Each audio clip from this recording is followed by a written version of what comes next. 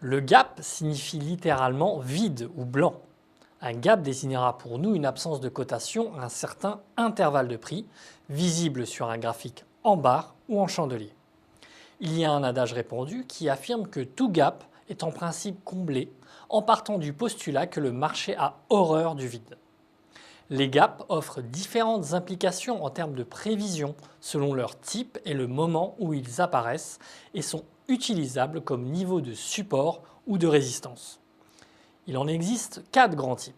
Chacun a sa personnalité et sa signification. Le gap commun tend à apparaître dans les zones de consolidation ou de couloir de prix. Cependant, son importance et son pouvoir de prédictibilité se révèlent très limités, celui-ci étant souvent rapidement comblé. Le gap de rupture est un signal pour ouvrir une position dans le marché et apparaît lors d'une cassure d'une configuration technique forte, une ligne de tendance par exemple. L'apparition de ce gap, idéalement après une zone de congestion, renforce le signal d'achat ou de vente selon le sens de la cassure.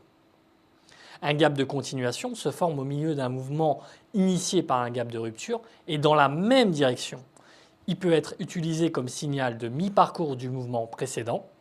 Ainsi, il constitue un bon point d'entrée afin de participer à la tendance en cours. Dans une tendance haussière, c'est un signe de force de marché et inversement, dans une tendance à la baisse, c'est un signe de faiblesse. Le gap de retournement est un gap de fin de mouvement ou de changement de tendance. Cette forme apparaît près de la fin d'un mouvement de marché et constitue un signal d'un changement de tendance en cours.